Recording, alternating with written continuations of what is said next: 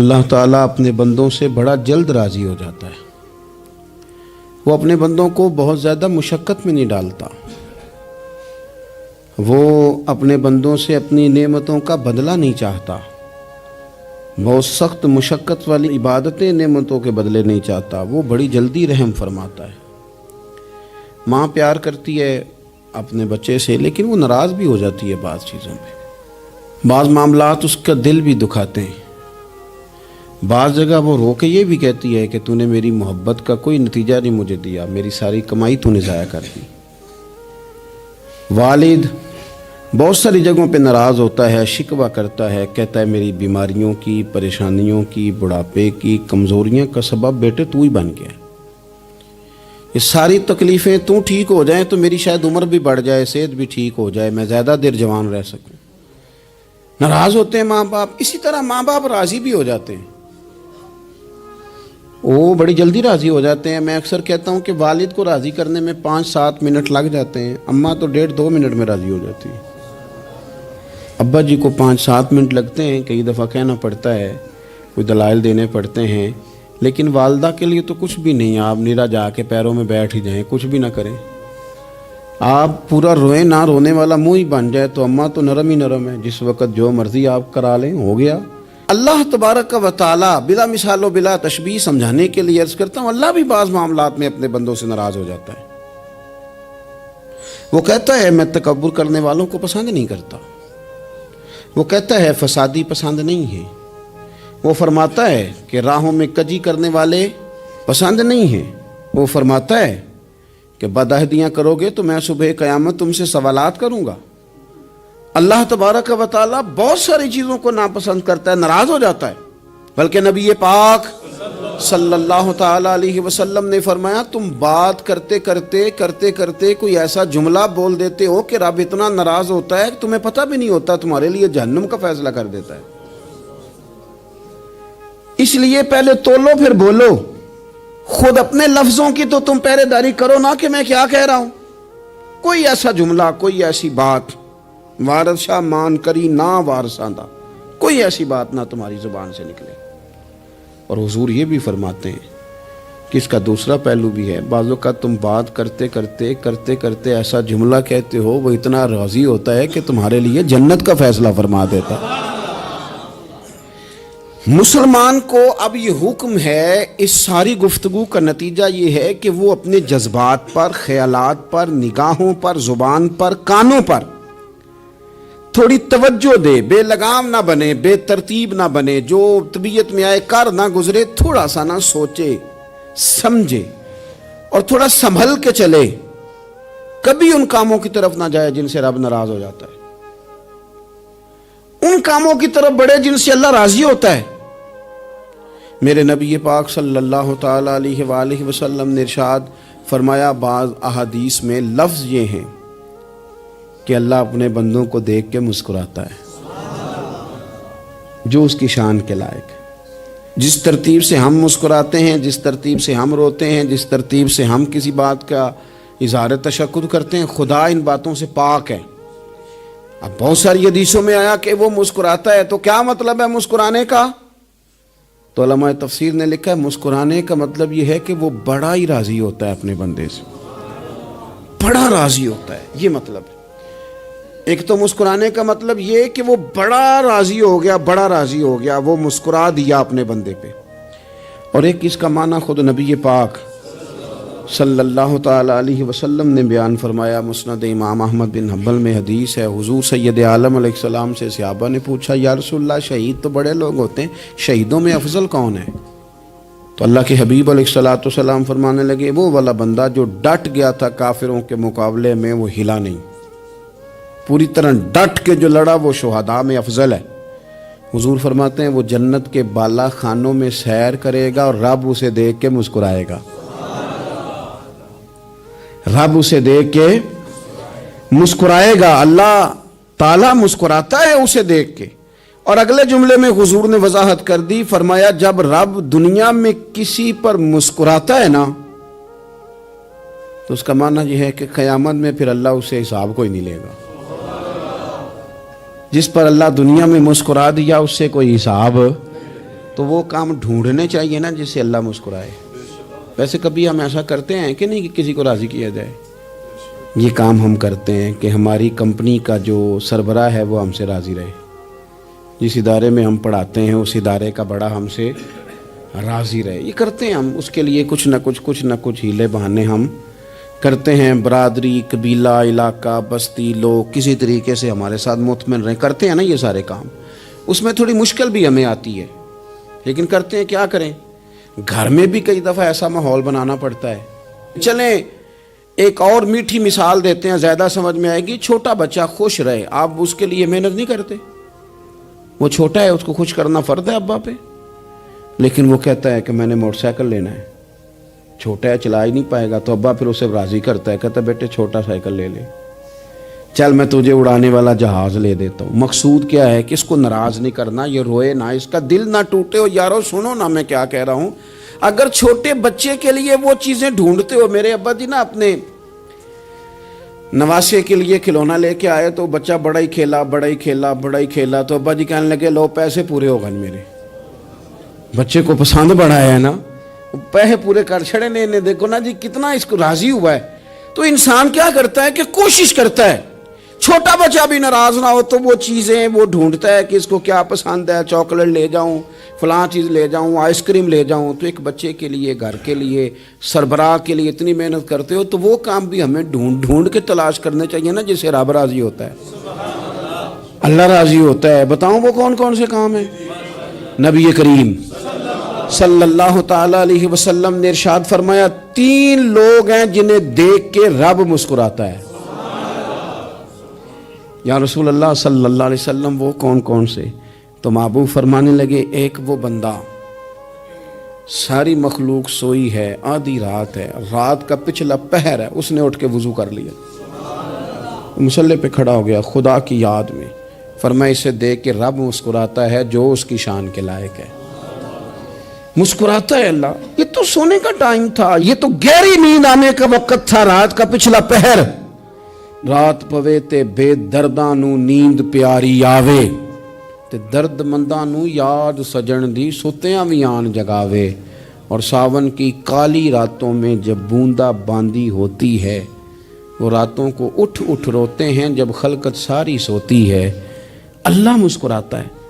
اور سننا میرے بھائی، میرے نبی پاک صلی اللہ تعالی علیہ وسلم فرماتے ہیں جب مسلمان نماز کے لیے صفیں بناتے ہیں نا، ترتیب لگ رہی ہوتی ہے، اب اللہ کی بارگاہ میں کھڑے ہوں گے، قیام کریں گے، رکوع کریں گے، سجود کریں گے. فرمایا جب مومن صفیں بناتے ہیں تو رب دیکھ کے مسکراتا ہے. مسکراتا ہے. کمال ہو گئے عروج بندگی کا. جب بندے کو دیکھ کے رب مسکرائے. خدا بندے سے خود پوچھے بتا تیری رضا کیا ہے، مسکراتا ہے. اور میرے نبی پاک علیہ السلام فرماتے ہیں جب مجاہد جہاد کے لیے صفیں سیدھی کرتے ہیں. آج تو یہ رب کے نام پہ مرنے ہی آ گئے. یہ صفوں میں کھڑے ہوں گے، ترتیب سے لڑیں گے، ترتیب سے گلا کاٹیں گے کافروں کا یا شہادت لیں گے. فرمایا جب جہاد کے لوگ صفیں بناتے ہیں تو رب انہیں دیکھ کے مسکراتا ہے. کتنے نصیبوں والا وہ بندہ ہے جسے دیکھ کے مسکرا دیا. او یار کبھی تیرا بیٹا تیرے سامنے مسکرائے نا چھوٹا، تو تیرا دل باغ باغ ہو جاتا ہے. تیری ماں بیمار کسی ایک دن صحیح طرح ہنس پڑے تو طبیعت خوش ہو جاتی. مجھے بتاؤ نا جس کا رب بھی اسے دیکھ کے ہنس پڑے، جو اس کی شان کے لائق ہے، کیا اس بندے کے نصیبیں ہیں، کیا اس کے مقدر ہیں. آپ اس مقام پر اپنے آپ کو لائیں. اب دیکھیں نا یہ حدیث آپ نے سن لی. اب ہم نے نا اس طرح صفحے نہیں بنانے جس طرح ساری دنیا. اب ذرا صفحے بھی شوق سے بنائیں گے. اب ذرا تھوڑا سا شوق پیدا کریں گے. بھئی یہ تو میں وہ کام کرنے لگا ہوں جسے دیکھ کے رب مسکراتا ہے. نبی پاک صلی اللہ علیہ وسلم نے فرمایا جب کو بندہ توبہ کرتا ہے نا، ہم توبہ کا رٹا لگاتے ہیں، یا اللہ میری توبہ یا اللہ. اور توبہ کا تو مطلب یہ ہے کہ پچھلے گناہوں سے پکی توبہ، آج کے بعد یہ غلطی نہ کرنے کا پکا وعدہ. تو نے ساری شب برات رو کے گزاری ہے، بتا سویرے جھوٹ جوڑنے کا ارادہ ہے تیرا؟ آج کے بعد رشوت تو نہیں نہ لے گا، ملاوٹ تو نہیں نہ کرے گا، یہ توبہ ہے. اور اگر سارے کام اسی طرح کرنے تو پھر یہ توبہ کا رٹا ہے.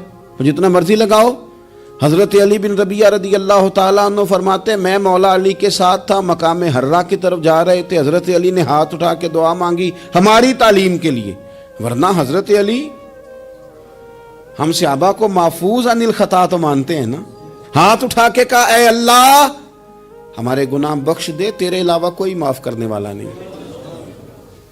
اور پھر حضرت علی آسمان کی طرف دیکھا اور دیکھ کے نا حضرت علی بن ربیعہ کو تو مسکرائے۔ حضرت علی بن ربیعہ کہنے لگے حضور مسکرائے کیوں ہو؟ فرمانے لگے ایک دن میں حضور کے ساتھ اسی طرح آیا تھا، اسی طرح حضور نے دعا فرمائی تھی ہماری تعلیم کے لیے، اور پھر حضور مجھے دیکھ کے مسکرائے تھے اور فرمایا جب کوئی بندہ رب کی بارگاہ میں اس طرح استغفار کرتا ہے تو رب مسکراتا ہے اور مسکرا کے فرماتا دیکھ لو میرے بندوں کو پتا ہے کہ میرے علاوہ معاف کرنے والا کوئی نہیں، انہیں پتا ہے، تم اس کی بارگاہ میں رجوع تو لاؤ، آؤ تو صحیح دو آنسو لے کر۔ اقبال کہتے ہیں کہ موتی سمجھ کے شان کریمی نے چن لیا، قطرے دو گرے میرے ار کے انفال کے، دو میں نے آنسو بہائے تھے تو اس کے کرم نے تو موتی سمجھ کے چن لیے۔ سنو نا حضور اس استغفار کو اللہ کو یار رات کو توبہ کر کے سونا چاہیے ہمیں، کچھ غلطیاں ہم کرنا نہیں چاہتے پر ہم سے ہو جاتی ہیں، کچھ دل ہم توڑنا نہیں چاہتے پر وہ ٹوٹ جاتے ہیں، ہماری مجبوری ہوتی ہے ٹوٹ جاتے ہیں۔ رات کو اس کی بارگاہ میں ہاتھ باندھ کے کشکول طلب دراز کر کے خوب استغفار پڑھنا چاہیے کہ مالک بندے ہیں نا کیا کریں، نفس کا ساتھ ہے، دنیا کا ساتھ ہے، خواہشات نفسانیہ، مالک معاف کر دے، درد سے توبہ، رسم نہ ہو، کہانی نہ ہو، لفظ نہ ہو، جملے نہ ہو، اور جناب ایسے لوگوں کے بیچ بڑے ہاتھ باندھ کے اور بڑا کوئی ضرورت نہیں، آپ اکیلے اپنی چارپائی پہ بستر کے اندر منہ دے کے بھی درد سے کہیں گے نا معاف کر دے تو وہ تو مہربانی بڑا ہے۔ میرے نبی پاک صلی اللہ علیہ وسلم مثال دیتے ہیں، فرمایا ایک آدمی صحرا میں جا رہا، صحابہ سے حضور خطاب کر رہے ہیں، فرمایا ایک آدمی صحرا میں جا رہا تھا، اس نے اپنی اونٹنی پہ کھانا پانی پیسے ہر چیز رکھی ہوئی تھی، صحرا تھا بہت بڑا، درمیان صحرا کے گیا تو تھوڑا سا سستانے کے لیے آرام کرنے کے لیے اونٹنی سے نیچے اترا، اب اس نے اونٹنی کی لگام اونٹنی کی نکیل اپنے سرہانے کے نیچے رکھی، ہاتھ کے ساتھ پکڑی اور سو گیا۔ تھوڑی ہی دیر کے بعد جب اس کی آنکھ کھلی تو دیکھا اونٹنی غائب ہے۔ صحرا میں وہ پیدل نہ آگے جا سکتا ہے نہ پیچھے جا سکتا ہے، نہ دائیں نہ بائیں، کھانے کو روٹی نہیں، پینے کو پانی کا قطرہ نہیں، تھوڑا ادھر بھاگا ادھر بھاگا، تھک گیا۔ کریم محبوب فرماتے ہیں وہ پوری طرح نڈھال ہو گیا اور مایوس ہو گیا، معاذ اللہ، مایوس ہو کے دوبارہ اسی جگہ آ کے لیٹ گیا جہاں پہلے لیٹا تھا، انتظار کرنے لگا کہ اب موت ہی آئے گی، آخری وقت ہے، اب نہ میں پیدل یہ صحرا کراس کر سکتا ہوں، نہ پیچھے جا سکتا ہوں، نہ کھانا ہے نہ پانی ہے، سوائے موت کے کوئی سہارا نہیں۔ حضور فرماتے ہیں وہ رستے میں دوبارہ لیٹ گیا، اچانک اس نے رخ بدلا تو اونٹنی سامنے کھڑی تھی۔ حضور نے صحابہ سے پوچھا بتاؤ نا اسے بھلا کتنی کو خوشی ہوگی؟ یا رسول اللہ جی سے نئی زندگی مل گئی ہے۔ آپ دیکھیں نا سارے ڈاکٹروں نے کہہ دیا کہ اس کے تو گردے معدہ جگر ہر چیز ختم ہے، گھر لے جاؤ خدمت کرو، ہر طرف پریشانی ہے۔ وہ بندہ بھی سمجھ گیا ہے کہ آخری وقت آ گیا، کل جاؤں پرسوں جاؤں، تیاری ہو گئی، سب لوگ آ گئے، باہر والے بھی آ گئے، یہ ماحول ایک عجیب رنگ اختیار کر گیا۔ اچانک ایک ڈاکٹر نے آ کے کہا نہیں نہیں غلطی لگ گئی تھی۔ مجھے بتائیے انداز کیا ہوتا ہے؟ بغیر دوائی کے بندہ اٹھ کے کھڑا نہیں ہو جاتا، او میں تو بچ گیا ہوں۔ نبی پاک صلی اللہ علیہ وسلم فرمانے لگے اس کی اونٹنی مل گئی، بتاؤ بھلا اسے کتنی خوشی ہوگی؟ یا رسول اللہ وہ تو دوبارہ دنیا میں آ گیا۔ حضور فرمانے لگے اسے کچھ بھی خوشی نہیں ہوئی۔ جب کوئی رب کا گناہگار بندہ آ کے توبہ کرتا ہے، رب کو اس سے کئی گنا زیادہ خوشی ہوتی ہے۔ میرا بندہ آ گیا ہے، میرا بندہ آ گیا ہے، میرے گھر آ گیا۔ اس نے آنسو بہائے ہیں، اس نے کہا اللہ میں تیرا ہی ہوں، تیرا ہی رزق کھاتا ہوں، تیری ہی زمین پہ رہتا ہوں، تیرے نام سے میری سانسیں چلتی ہیں۔ وہ آ گیا۔ فرمایا اس اونٹنی والے سے زیادہ رب کو خوشی ہوتی ہے جب گناہگار آ کے توبہ کرتا ہے۔ گناہگاروں کے آنسو اس کی بارگاہ میں بڑے مقبول ہیں، لیکن ہم رسم ادا کرتے ہیں، توبہ نہیں کرتے۔ ہم اپنے آپ کے ساتھ دھوکہ کرتے ہیں، جھوٹ بولتے ہیں۔ ہم بندہ کوئی ناراض ہو جائے تو ہمیں کو نہیں نیند آتی، اس کے گھر چلے جاتے ہیں۔ ہم اپنے سارے رشتوں کو تعلقات کو مینٹین کر کے رکھنے کے عادی ہیں. ہمیں پتہ ہے کہ وہاں میں نہیں جا سکا تو بیٹا بھیجتا ہوں, فلاں شادی پہ میں نہیں جا سکا تو بھتیجا بھیجتا ہوں, بھائی بھیجتا ہوں. ہر تعلق کا ہم نے خیال رکھا کوئی روٹھ نہ جائے. لیکن کمال ہے نا, یہ نہیں سوچا کہ اگر رب روٹھ گیا تو جب وہ روٹھ جائے نا تو سارے رشتے بھی بندے کے پاس موجود ہوں تو کوئی کارآمد نہیں ہوتا. پھر کروڑوں روپیہ جیب میں ہوں تو ڈاکٹروں کی دوائیاں اثر نہیں کرتی. وہ روٹھ جائے تو پھر انسان اس طرح سے پھسلتا ہے کہ بڑے بڑے اس کے پاس دروازے ہوتے ہیں پر کسی جگہ اس کا ہاتھ نہیں لگتا. خدا را خیال کریں, دنیا روٹتی ہے تو روٹھ جائے, رب رسول ناراض نہ ہونے پائیں, اس کا خیال کریں. حضور فرماتے ہیں وہ مسکراتا ہے, اسے خوشی ہوتی ہے جب کوئی اس کا بندہ اس کی طرف رجوع کرتا ہے. میرے عزیزو, رسول پاک صلی اللہ تعالی علیہ وسلم نے ان لوگوں کے تذکرے کیے جنہیں دیکھ کے رب مسکراتا ہے. ہم نا گناہگاروں پر بھی فتویٰ دینے میں جلدی کرتے ہیں اور نیکی پر بشارت دینے میں بھی جلدی کرتے ہیں, حالانکہ یہ ہماری ذمہ داری نہیں. پتہ نہیں اللہ تعالیٰ کس کو کب توفیق توبہ دے کے اپنے قریب کر لے, لیکن بڑی جلدی ہے, بڑی جلدی فتویٰ دینے میں. اور یہ فتویٰ اب صرف مفتیوں کا نہیں رہ گیا, یہ میری طرح کے آپ کی طرح کے ڈھیروں لوگ ہیں جنہوں نے جیبوں میں فتوے ڈالے ہوئے.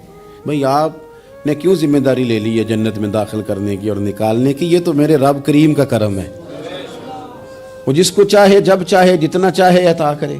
لیکن کچھ لوگ نا بڑے پکے ہو گئے ہیں کہ شاید جو میں سوچ رہا ہوں وہی درست ہے.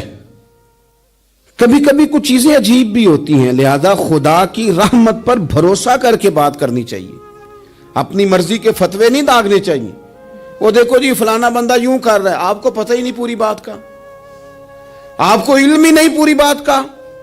حضرت بہاءاللہ نقشبند بخاری رحمت اللہ علیہ فرماتے ہیں میں حج کرنے گیا تو وہاں میں نے ایک آدمی کو کروڑوں کا کاروبار کرتے دیکھا تو میرے دل میں خیال ہے یہاں بھی اللہ اللہ کرنی چاہیے تھی, دنیا داری کر رہا ہے. لیکن فرماتے ہیں حج سے فارغ ہوئے تو میں نے دیکھا وہی بندہ سارا کچھ رب کی بارگاہ میں خیرات کر رہا ہے, اور سینکڑوں غریب حاجی ہیں جن کو پورے خرچے دے رہا ہے. تو میں نے وہی اپنی سوچ سے توبہ کی کہ میں کہاں تھا.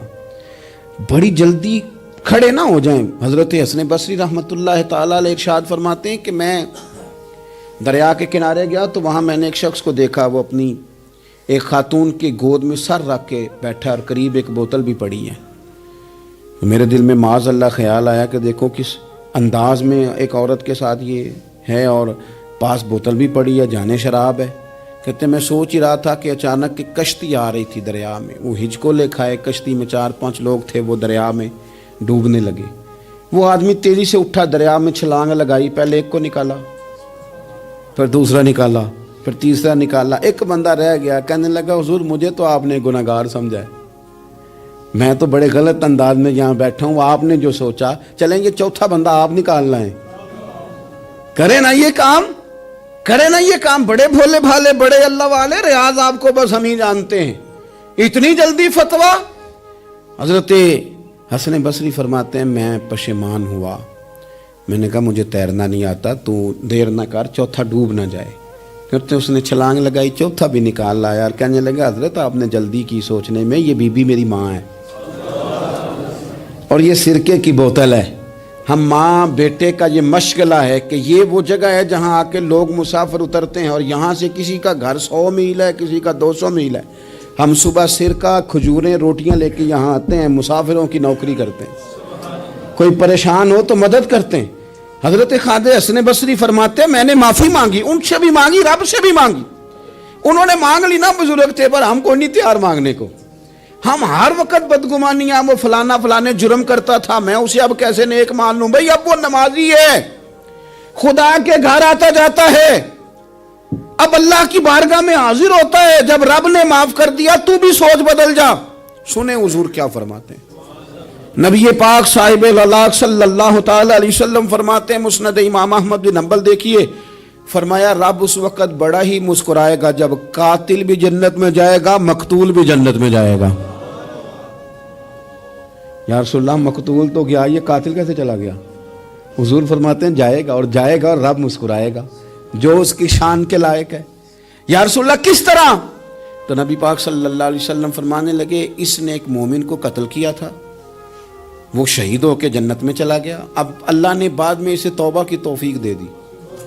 پہلے اس نے کلمہ پڑھا، پھر یہ میدان میں اترا، کافروں سے لڑا، یہ شہید ہوا، رب نے اسے بھی جنت دے دی۔ قاتل بھی جنت میں، مقتول بھی جنت میں، اور بات اتنی انوکھی ہے کہ رب دیکھ کے مسکرا رہا ہے، جو اس کی شان کے لائق ہے۔ ہم جلدی میں ہیں، ہم انتظار نہیں کر رہے کہ شاید توبہ کر جائے، ہم انتظار نہیں کر رہے، لیکن میرے عزیز اتنی جلدی نہ کریں۔ سوچوں کا صاف ہونا، ذہنوں کا پاک ہونا، اور لوگوں کے بارے میں گمان کا اچھا ہونا۔ آپ کسی نفسیات کے ڈاکٹر کے پاس چلے جائیں، اسے کہیں ٹینشن بڑی ہے، میں ان کے مضامین پڑھتا رہتا ہوں، وہ سب سے پہلا سبق آپ کو یہ پڑھائیں گے کہ اچھا سوچا کریں۔ اچھا سوچنے سے بندہ تندرست رہتا ہے۔ کس سے بندہ تندرست رہتا ہے؟ ہیں جی، واقعی، یعنی اس والے پڑوسی کے بارے میں بھی اچھا سوچنا ہے گھر میں، اس والے کے بارے میں بھی، چھوٹے بھائی کے بارے میں بھی اچھا سوچنا ہے، اور بڑے کے بارے میں بھی اچھا ہی سوچنا ہے۔ یعنی اپنی برادری قبیلے کے بارے میں بھی اچھا سوچیں، جو قبیلے کا نہیں اس کے بارے میں بھی چلیں تھوڑا سا اچھا سوچ لیں۔ اپنے بارے میں تو اچھا سوچا ہے بڑا، میں کہتا ہوں کہ ہم اپنی غلطیوں سمیت اپنے آپ سے بڑا پیار کرتے ہیں، اور دوسرے کی ایک غلطی نظر آ جائے تو ہمیں گھن آنے لگ جاتی ہے۔ آپ جلدی نہ کریں، مالک نے موقع دیا ہے بندوں کو، نہ وہ کسی کا رزق چھین رہا ہے، نہ سانسیں چھین رہا ہے، وہ اپنی زمین پہ چلنے بھی دے رہا ہے، رہنے بھی دے رہا ہے، تو جب اس نے موقع دیا ہے آپ بھی تھوڑا موقع دیں۔ اللہ بڑا کریم ہے، دروازے کھولے گا، اس کے بندے اس کی بارگاہ تک پہنچیں گے۔ بدگمانیاں اور پھر بدگمانیوں کا عروج، اور اس لیول تک جا کے بات کر دینا کا جہاں سے خوف آئے کہ یار یہ بات نہیں کرنی چاہیے۔ رسول کائنات سرور دو عالم صلی اللہ تعالی علیہ وسلم فرماتے ہیں کہ اللہ مسکراتا ہے۔ دیکھو ہمارے ہاں نا ایک اور بھی مسئلہ بن گیا ہے، میں نے کچھ لوگوں کو نا پکا، میرے پیارے ہیں، محبت ہے مجھے، تو میں چونکہ آپ میری کلاس ہیں، میں مشاہداتی اور تجرباتی باتیں بھی کر لیتا ہوں، اسی کی روشنی میں کئی دفعہ گفتگو بھی تیار کرتا ہوں۔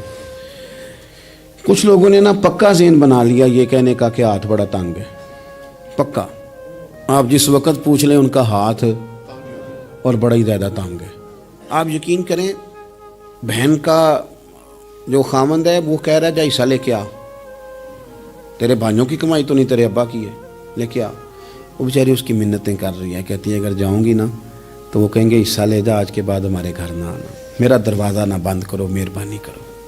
اور بھائی سے بات کرتی ہے تو کہتا ہے ہاتھ ہی بڑا تنگ ہے، جب ٹھیک ہوگا تو دے دوں گا۔ نہ کریں یہ ظلم۔ ہمارے اپنے تڑپتے رہتے ہیں اور ہماری دولتیں اندر پڑی رہتی ہیں، ہمارے اپنے چھوٹی چھوٹی ضروریات کے لیے پریشان ہوتے ہیں، لیکن ہم بڑے بڑے بہانے ہیں ہمارے پاس، کہتے ہیں یہ نکمہ ہے، یہ نکھٹو ہے، یہ کام نہیں کرتا، اس میں فلانا ہے، بے فلانا ہے، بلے میں نے نہیں ساتھ چلنا۔ اظہار جب آپ کے اندر پیدا ہوتا ہے نا، اظہار، جب کسی کے لیے آپ حساس ہوتے ہیں تو آپ کو بھی سرور حاصل ہوتا ہے۔ نہ کریں یہ کام کہ آپ کو اللہ نے وسعت دی ہے اور ہر وقت آپ ہاتھ تانگ ہونے کا رونا رو رہے ہیں، ہر وقت آپ یہ کہہ رہے ہیں میں بڑی آزمائش میں ہوں، جب خدا نے آپ پہ نہیں ڈالی تو اتنے جھوٹ بولنا صرف اس لیے کہ میرے پیسے بچ جائیں، صرف اس لیے کہانی سنانا کہ حالات میرے بڑے خراب ہیں کہ کوئی بندہ میرے سے کوئی تھوڑا بہت قرض نہ مانگ لے۔ سنو، نبی پاک صلی اللہ علیہ وسلم کے پاس مہمان آ گیا، بخاری مسلم ہے، حضور نے ازواج مطہرات کے گھروں میں پیغام بھیجا، کچھ چیز ہے ضیافت کے لیے؟ یا رسول اللہ کچھ بھی نہیں، یہ دو جہاں کے شاہ ہیں اور پاس کچھ رکھتے نہیں، دو جہاں کی نعمتیں ہیں ان کے خالی ہاتھ میں۔ یا رسول اللہ کوئی چیز بھی نہیں۔ حضور نے صحابہ کے مجمع پہ نظر ڈالی، یا رسول اللہ صلی اللہ علیہ وسلم حکم ہو، تو حضور فرمانے لگے تم میں سے کوئی بندہ ہے جو اسے گھر لے جائے روٹی کھلائے؟ ایک صحابی اٹھے فوراً، حضور میں لے کے جاتا ہوں کھانا کھلاتا ہوں۔ فرماتے ہیں میرے گھر میں صرف بچوں کا کھانا تھا، یہ نہیں کہ فریزر بھرا ہوا ہے نعمتوں سے، صرف بچوں کا کھانا، یہ نہیں کہ کسی کو دیکھ کے اپنی ہنڈیا پہ برتن دے لیا، صرف بچوں کا کھانا۔ کہتے ہیں گھر گیا، بیوی سے کہا کیا کیفیت ہے؟ کہنے لگی بچوں کی روٹی ہے۔ میں نے کہا بچے سلا دے، صبح ناشتہ کر لیں گے۔ تو کہنے لگی آپ کیا کھائیں گے؟ تو میں نے کہا نہ میں کھاؤں گا نہ تو کھائے گی، مہمان جو نبی پاک کا ہے۔ کہا اچھا، اب ذرا تجویز دیکھو میاں بیوی کی سوجھی آپس میں، کہتے ہیں کھانا لگا دینا، کیونکہ ایک آدھ بندے کا کھانا ہے، اپنی غربتوں کا ہر جگہ اظہار کرنا، رونا رونا، یہ دیکھو غربت کیسے چھپائی جا رہی۔ اس کو کہا نہیں کہ چل تو تھوڑا رحم کھا، تو آیا ہے تو تھوڑا رحم کھا، یہ نہیں کہا اٹھ کے نا تو کھانا رکھنا اور اٹھ کے نا چراغ ٹھیک کرنے کے بہانے بجھا دینا۔ ہم دنیا والوں کے سامنے کیوں اپنے دکھ بیان کریں؟ ہم جو کہیں گے رب رسول کی بارگاہ میں کہیں گے۔ تو نا چراغ ٹھیک کرنے کے بہانے، اہلیہ اٹھی کھانا دینے کے بعد چراغ ٹھیک کرنے کے بہانے بجھا دیا، خامد بھی ہاتھ چلاتے رہے، بیوی کبھی برتن رکھتی کبھی اٹھاتی، پتہ چلے کہ کھانا کھا رہے ہیں، کھانا کھایا جا رہا ہے۔ کہتے ہیں مہمان پیٹ بھر کے کھانا کھا گیا، یہ کام ہوا رات کے اندھیرے میں، اس وقت ہوا جب چراغ بھی بند تھا، اس وقت ہوا جب کوئی دیکھنے والا نہیں تھا، کسی پڑوسی کو بھی خبر نہیں تھی۔ فرماتے ہیں صبح کے اجالے میں اس مہمان کو لے کے مسجد نبوی میں نے قدم رکھا تو نبی کریم نے فرمایا رات جو تم نے کام کیا ہے نا اسے دیکھ کے میرا رب بڑا مسکرایا ہے، اللہ بڑا مسکرایا ہے۔ اللہ تر دامنی پہ شیخ ہماری نہ جائیے، ہم دامن نہ چھوڑ دیں تو فرشتے وضو کریں، یہ شان ہے صحابہ کی۔ نبی کریم علیہ السلام نے فرمایا رب رات مسکرایا تیرا یہ انداز دیکھ کے، اور اس نے قرآن نازل کیا وَيُؤْثِرُونَ عَلَىٰ أَنفُسِهِمْ وَلَوْ كَانَ بِهِمْ خَصَاصَةٌ۔ کچھ لوگ وہ ہیں جنہیں بڑی بھی ضرورت ہو تو دوسروں پر اثار کر دیتے ہیں، قربانی دے دیتے ہیں۔ رب مسکرایا ہے، اندر پیسے رکھے ہوئے ہیں، اندر پیسے رکھے ہوئے ہیں، اور بہن آ کے منت کر رہی ہے کہ بھائی حالات بڑے خراب ہیں، تھوڑی سی مہربانی کر، تو کہتے ہیں بہن پردہ ہی ہے بس، کیسے بتاؤں تجھے حالات، تجھے کیا بتاؤں کام کتنی مشکل سے چلتا ہے، یہ پردہ یہ بس۔ بہرحال اگر تو نے کہا ہے نا 50,000 تو میں زیادہ نہیں کوئی 20 کو دے دوں گا تجھے، وہ بھی خاصی نیکی کر کے، وہ بھی بتا سکھا کے۔ رات اماں پہ علیحدہ سے احسان چڑھاؤں گا، ابا پہ علیحدہ سے چڑھاؤں گا کہ تمہاری بیٹی کے ساتھ تعاون کر رہا ہوں، سارے علاقے کو ویسے ہی بتاؤں گا۔ اور وہ غریبنی بیچاری 20,000 لے کے گھر گئی ہے، پہ سفارشیں کر رہی ہے کہ مہربانی کرو۔ میں نے ایسے بھی دیکھے ہیں جو پہلے بیوی کو پکڑاتے ہیں تو دے، اس لیے کہ پھر وزیر اعظم تو ڈنڈا نکال لے گا تو بڑا مشکل ہو جائے گا پھر گھر میں رہنا، لہذا وہ یہ تو آگے لگ۔ یہ کیا لہجہ ہے آپ کا؟ یہ تو کسی کو بھی دیں تو چھپا کے دینے کا حکم ہے، کسی کو بھی دیں تو ہمیں حکم یہ ہے کہ سیدھے ہاتھ سے دینا ہے، الٹے کو خبر۔ اور یہ جو بالکل ہی اپنے ہیں ان پر تو پردہ پوشی آپ کے لیے ویسے ہی ضرورت تھی۔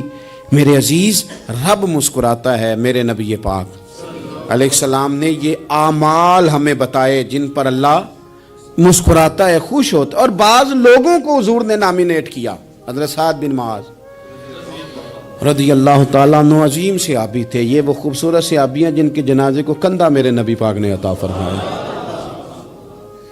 حضور نے کندھا عطا فرمایا، کمال ہو گئی۔ نرخ بازار محبت کا انوکھا ہی ہو گیا، خود خریداروں میں شامل آ کے مولا ہو گیا، حضور نے کندھا دیا۔ حضرت سعد بن معاذ رضی اللہ تعالیٰ عنہ کا جب جنازہ اٹھا ان کی والدہ رو پڑی، بڑے درد سے روئی، ماں تھی نا، ان کی آواز جب حضور تک گئی تو نبی پاک نے فرمایا آنسوؤں کو روک لے، آواز کو کم کر لے، تیرے بیٹے کی تو جب روح پرواز ہوئی ہے تو رب مسکرایا ہے، جس کے آنے پہ رب راضی ہو مسکرا دے جو اس کی شان کے لائق ہے۔